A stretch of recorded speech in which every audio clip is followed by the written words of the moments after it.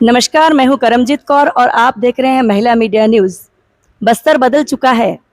जहां कभी बारूद की दुर्गंध फैला करती थी, उसकी जगह आज पपीते की मिठास, कॉफ़ी की खुशबू और महुए की महक ने ले ली है।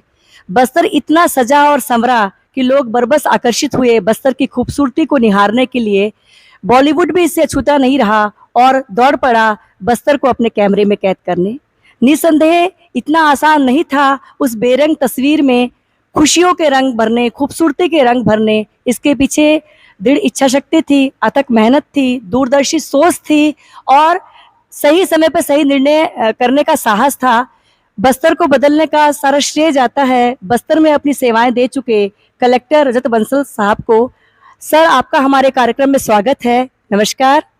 सर, मेरा पहला सवाल आपसे है कि जब आपकी पोस्टिंग बस्तर में हुई थी तो तब आपने बस्तर के बारे में क्या सोचा था और अब का बस्तर आपको कैसा लगता है? नमस्कार मैडम। और जब मेरी पहली पोस्टिंग हुई थी बस्तर में तो अच्छा लगा था, बहुत उत्साह था कि पहली बार बस्तर में काम करने का मौका मिल रहा था। इससे पहले मैं प्लेन एरिया में ज़्यादा रहा था और सरगुजा में था, लेकिन थोड़ा कम समय के लिए, और बिलासपुर क्षेत्र में भी थोड़ा कम समय ही था, 1 साल जो प्रोबेशन था। बस्तर का नाम मैंने बहुत सुना था। आईपीएस ट्रेनिंग जब मैं कर रहा था उस समय मुझे वास्तव में बस्तर की जो पृष्ठभूमि थी, जो यहाँ की समस्याएं हैं, उसमें हमको बहुत ज़्यादा ट्रेनिंग मिलती थी, लेकिन हमेशा ये मिलता था कि कैसे काउंटर नक्सल ऑपरेशन करें, क्या करें। और तब मन में सवाल आता था कि भाई ऑपरेशन करने ही क्यों पड़ रहे हैं, क्यों नहीं हम इसका एक पीसफुल तरीके से हम लोग इसको समाधान कर पाएँ। और फिर बात आती थी कि भाई विकास नहीं हो रहा है या ऐसा कुछ बात है, इस वजह से नक्सलवाद बढ़ रहा है, इस टाइप की भी बातें उस समय पढ़ते थे। तो हमेशा से मन था बस्तर के क्षेत्र में काम करने में। और छत्तीसगढ़ में जब आए तो हमारे सीनियर अधिकारी लोग जितने भी थे, सभी ने मोटिवेट किया कि बस्तर में ज़रूर काम करना चाहिए, एक यूनिक जगह है। तो जब पोस्टिंग हुई बहुत खुश था मैं कि बस्तर आने का मौका मिलेगा, और यहाँ पर आके तो और खुशी डबल हो गई। आपका ज़्यादा फोकस हमने देखा युवाओं पे रहा है। हम बात करें युवोदय अकेडमी की बात करें, हम युवोदय की बात करें, हम अपने स्पोर्ट्स की बात करें, तो आपने बहुत ज़्यादा जो है उस पे युवाओं पे फोकस किया। इसकी कोई खास वजह रही है सर? मुझे प्रशासन की हैसियत से मुझे लगता है कि हर वर्ग को हमको फोकस करना चाहिए, लेकिन जब बस्तर की विशेष पृष्ठभूमि की बात करें, जैसे अभी मुझे नहीं पता जहाँ मेरा बलौदाबाजार ट्रांसफ़र हुआ वहाँ मैं क्या काम करने वाला हूँ। कुछ काम होते हैं जो यूनिक, जो हर जगह रूटीन होते ही हैं, लेकिन उसके अलावा क्या करना है वो विशेष परिस्थितियों के हिसाब से होता है। तो बस्तर में जो परिस्थितियाँ मुझे देखने को मिली, कुछ लोग यहाँ पर अच्छे मिले जो अच्छा स्टार्टअप्स कर रहे हैं, बाहर से पढ़ के आए हैं, कुछ अच्छा करना चाह रहे हैं, लेकिन यहाँ और ऐसे लोग हैं जो मुंबई दिल्ली में काम कर रहे हैं, विदेशों में काम किए हैं, और अब वो बस्तर में ऐसे अब मौका खोज रहे हैं।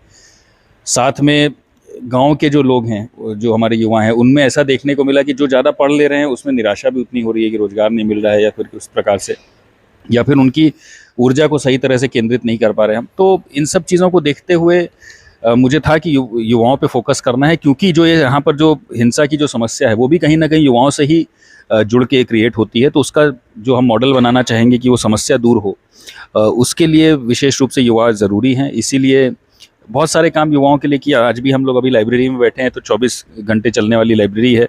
यहाँ पर रात को भी, देर रात को भी बच्चे पढ़ते हैं। जिन लोगों को घर में पढ़ने का माहौल नहीं होता वो लोग आते हैं, पढ़ते हैं। साहित्य से जुड़े हुए बहुत सारे काम की युवोदय अकेडमी के रूप में बच्चों को ट्रेनिंग दिए कि वो करियर में आगे बढ़ पाएँ, अच्छे कॉलेज में जाएं।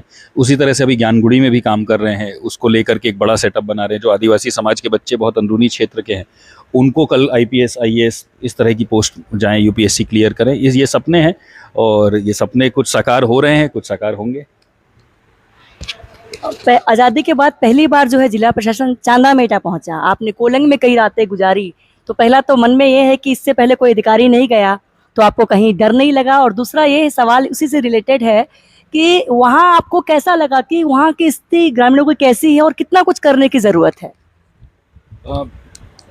गांव में रात गुजारने का जो निर्णय मैंने लिया, मुझे पर्सनली पता था कि मुझे जाना है, रुकना है, लेकिन प्रोफेशनली करना चाहिए, कितना प्रसारित होना चाहिए वो मैं नहीं समझ पा रहा था, क्योंकि हर कोई पॉजिटिवली नहीं देखता है चीज़ों को, कई लोग नेगेटिवली हर चीज़ को देखना चाहते हैं। बट मेरा ये था कि माननीय मुख्यमंत्री महोदय का भी जिस प्रकार का हमको निर्देश था कि प्रशासन नीचे तक पहुँचे। और यहाँ पर जब हम मीटिंग लेते थे बंद कमरे में, एसी कमरे में, तो कई बार ऐसी बातें आती थी, अच्छा पोलिंग क्षेत्र, अच्छा वहाँ नहीं हो पा रहा है काम, चलो कोई बात नहीं, वो तो एग्जेम्पशन है, उसको दूर करना था कहीं ना कहीं। और वो मैं बोलूँगा चाहे ज़िद्दीपन हो चाहे अजीब कई बार हो जाता है, सनकपन आ जाता है, तो फिर मुझे लगा चलो कोलिंग चल के एक बार बैठ रुकते हैं, वहाँ समझते हैं। क्योंकि ये तो मेरा अनुभव था बस्तर के गाँव में कि यहाँ लोग बड़े संतोषी हैं। हम लोग प्लेन एरिया में जब काम करते थे, किसी गांव में जाते थे, तो लोग पर्ची लेके बैठते थे कि हाँ भाई आज आए हैं, ये सारा काम हमारा है, 100-150 की लोग चीज़ों की लिस्ट होती थी। यहाँ पर गांव में जब आप पूछो कि क्या ज़रूरत है, कुछ नहीं साहब बढ़िया है। तो वो जो एक संतोषी माहौल है, लेकिन निश्चित रूप से उनकी भी समस्याएं हैं, कई समस्याएं ऐसी जो प्रशासन सॉल्व कर सकता है। तो कई बार जब मैं रात्रि विश्राम किया, जैसे उदाहरण स्वरूप मादरकुंटा में जब किया, तो जिस घर में मैं अगले दिन सुबह खाना खा रहा था, तो जो लड़की परोस रही थी, उससे मैं पूछा बेटा कौन सी क्लास में, बोली अभी तो 10वीं के बाद छोड़ दी। मैंने क्यों छोड़ दी? बोले जाति प्रमाण पत्र नहीं बना। तो मेरा जाति प्रमाण पत्र ना बनने की वजह से ये छोड़ना तो बहुत बड़ी बात है। फिर मुझे पता चला कि इस गांव में काफ़ी लोग ऐसे हैं जिनका जाति प्रमाण पत्र नहीं बना क्योंकि विशेष ग्राम सभा नहीं हुई। तो ये ऐसी चीज़ें थी जो हम सॉल्व कर पा रहे थे। तो ये सब थोड़ा रुकते हैं, उनके साथ बैठते हैं तो समझ में आता है। दूसरी चीज़ कोलिंग, विशेष रूप से मैं थोड़ा भावुक हो जाता हूँ कोलिंग की बात करके, क्योंकि कोलिंग जब पहली बार हम लोग रात्रि विश्राम करने गए थे तो हमको उस समय रोड बन रही थी, तब टापू हो जाता था कोलिंग, बारिश में 2 घंटे लगभग हमको लगे थे जाने में। जब अगली रात्रि विश्राम में गए तो कोलिंग बहुत आसानी से 40 मिनट में पहुंच गए। फिर चांदामेटा गए तो 4 घंटे लगा, एक तरफ का पूरा ट्रैक करके ऊपर गए वापस आए। फिर जब तीसरी विजिट में गए तो कोलिंग तो 40 मिनट में पहुंच गए, चांदामेटा भी 40 मिनट में पहुंच गए क्योंकि वहाँ रोड बन गई। तो ये ऐसी चीज़ें हैं जो अपने सामने देखने को मिलती है कि हाँ निश्चित रूप से इन लोगों को हम जोड़ रहे हैं। जब कोलिंग की बात करें, चांदामेटा की बात करें, तो लोग बोलते हैं कि दिल से ये लोग सरकार के खिलाफ की सोच वाले हैं। मैं तो नहीं मानता इस चीज़ को। अभी चांदामेटा में जब प्रशासन पहुंचा, जैसे सीएम साहब का हमको निर्देश है कि पहले कैंप जहां भी खुलता है उससे पहले जोड़ने का काम किया जाए लोगों को। तो हमारे युवोदय के वॉलंटियर जब वहाँ चांदामेटा के बच्चे जो पहले नक्सल वाली जो संगठन होते थे उसमें काम करते थे, आज वो युवोदय में काम कर रहे हैं। तो उससे एक गाँव का माहौल बदला, प्रशासन शासन के लिए एक बिलीफ का हुआ, एक विश्वास जगा, और ये मुझे वास्तव रूप में बहुत सेटिस्फेक्शन देता है। आपने खैर बस्तर के सर्वांगीण विकास के लिए बहुत सारा काम किया। हम शहरी सौंदर्यीकरण की बात करें, हम लाला जगदलपुरी ग्रंथालय की बात करें, तो ऐसी बहुत सारी चीज़ें हैं जो मैं गिनाना शुरू करूँ तो शायद समय निकल जाएगा। तो इतना सब जो करने के पीछे जो आपकी क्रिएटिव सोच है, तो उसके बारे में मैं जानना चाहूँगी कि वो भी आप लगातार करते चले जा रहे हैं, आप वर्क भी करते चले जा रहे हैं, बीच में आप अपनी जो आपकी रुचियां हैं, जो मैंने समझा है आपको, आपकी साहित्य के प्रति बहुत रुचि है और अभी गिटार भी आप सीखते हैं, तो इन सबको आप मैनेज कैसे करते हैं? एक बहुत अच्छी टीम है बस्तर में, एक बहुत अच्छी टीम मिली शुरू से ही। सभी अधिकारियों का अच्छा सहयोग मिला, सभी लोगों का अच्छा सहयोग था, और यही एक विशेष बात थी जिसकी वजह से काम हो पाए। और चाहे नगर निगम भी हो, दूसरा यहाँ पर बस्तर में मैंने एक चीज़ देखी कि चाहे वो जनप्रतिनिधि हो चाहे मीडिया हो, बहुत सहयोग करते हैं। अच्छा काम होता है तो उसमें अनावश्यक उसमें नेगेटिविटी नहीं करते हैं, तो वो बहुत बड़ी बात है, क्योंकि ये कई क्षेत्रों में ऐसा नहीं है। तो यहाँ पर कई बार ऐसा हुआ, चाहे दलपत सागर की अगर आप बात करें तो कई लोगों की दुकानें, मकान तोड़ना पड़ा। जो एक एरिया था मंदिर के सामने जो कि एक गढ़ बन गया था, नशे का गढ़ बन गया था, अवैध चीज़ों का गढ़ बन गया था, बहुत आसानी से, निश्चित रूप से हमारे अधिकारी भी बहुत सक्रिय थे, लेकिन लोगों का भी एक सहयोग मिला।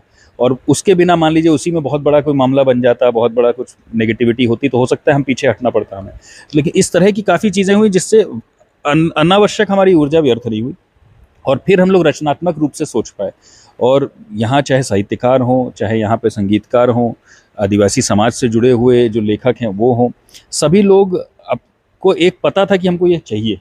तो मैंने अपनी तरफ से कोई नया आइडिया करने की कोई कोशिश नहीं की। सब जो आइडिया, जो डिमांड आ रही थी, उन्हीं को अच्छे से कैसे फुलफ़िल कर सकते हैं, कैसा मेरा रायपुर या अन्य क्षेत्रों का जो अनुभव है उसको यूज़ कर सकते हैं, तो उन्हीं पे अपना विचार था। और दलपत एक इसके लिए केस स्टडी है कि दलपत में सोच के गया था कि इसमें हाथ नहीं डालूंगा कि रिस्क होगा, लेकिन फिर जब दलपत पहली बार गया, कई साथी वहाँ मिले, अन्य अलग अलग वर्गों से मिले, मीडिया से भी मिले, राजनीति से भी जुड़े मिले, जो चिंतित थे दलपत को लेके। और वो देख करके मुझे लगा कि हो सकता है इस पे काम, और शुरू किया, फेज़ वाइज शुरू किया, काफ़ी सभी लोगों ने सहयोग किया और हो गया काम। मतलब मैं मानता हूँ कि यहाँ पर एक शक्ति है जो कि अपने आप काम बढ़ा देती है। इसमें हम लोग, अगर मैं बोलूँ कि मेरी वजह से हुआ या मेरे रहते हुआ, ये बिल्कुल गलत है, और ये होना था इसलिए हो गया।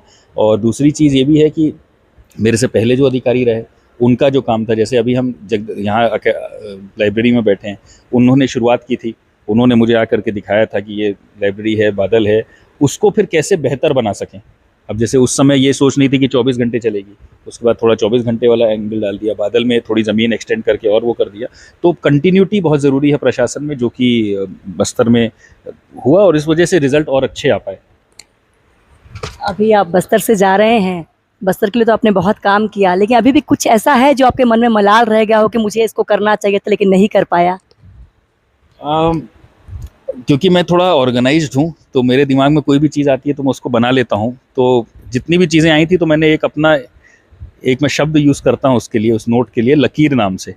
क्योंकि कई बार हम देखते हैं कि इन क्षेत्रों में मतलब अपनी लकीर कैसे बड़ी कर सके, जो क्षेत्र है उसकी लकीर कैसे बड़ी कर सके, उस पर हमको काम करने की आवश्यकता है। किसी भी तरह की नेगेटिव अप्रोच ले करके करने की आवश्यकता नहीं है। तो जो लकीर मैंने डिफ़ाइन की थी यहाँ के बस्तर के लिए, लगभग उसमें से सभी काम हो गए हैं या फिर एक सीमा तक शुरू हो चुके हैं।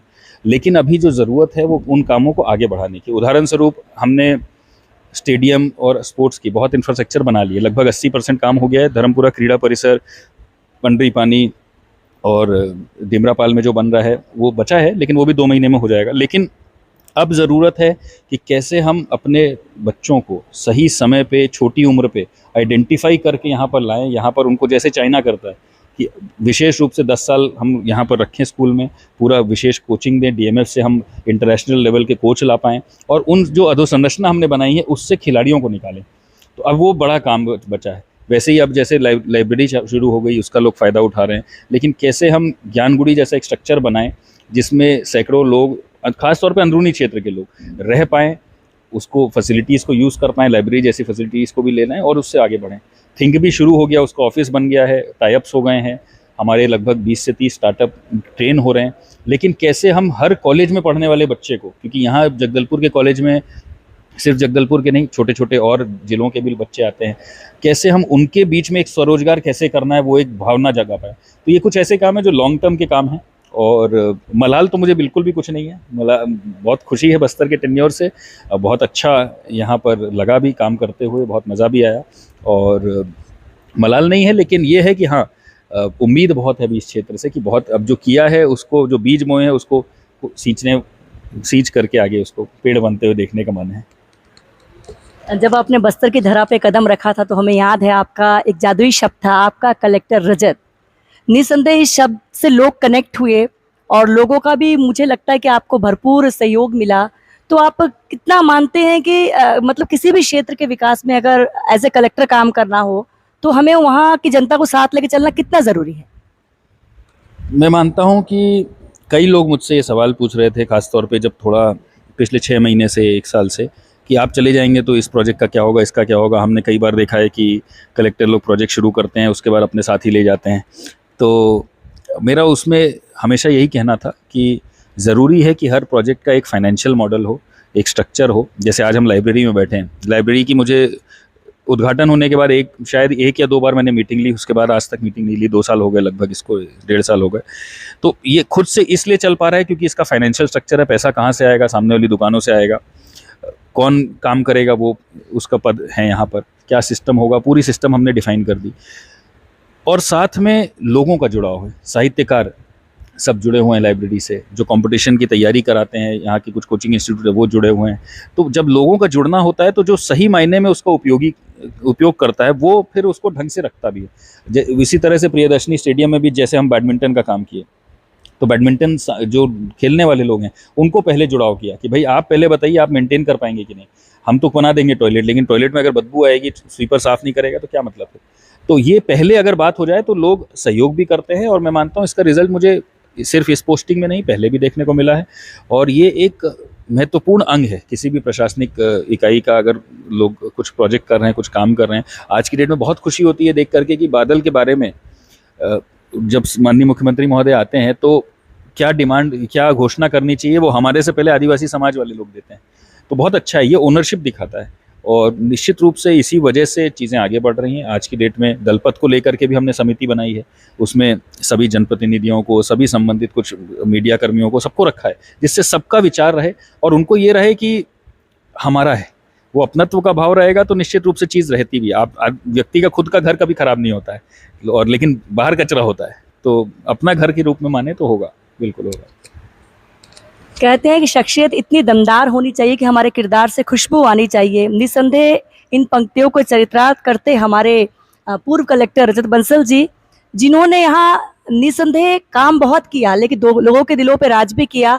आज पूरे बस्तरवासी काफ़ी भावुक है कि कलेक्टर साहब यहाँ से जा रहे हैं और हमें भी बहुत बुरा लग रहा है कि आप यहाँ से जा रहे हैं, लेकिन ये तो एक प्रक्रिया है, इससे गुजरना ही पड़ता है। आपको सर बहुत सारी शुभकामनाएं। अभी आप बलौदा बाजार जा रहे हैं, ईश्वर करे कि आप वहाँ बहुत सारे कीर्तिमान जो है स्थापित करें।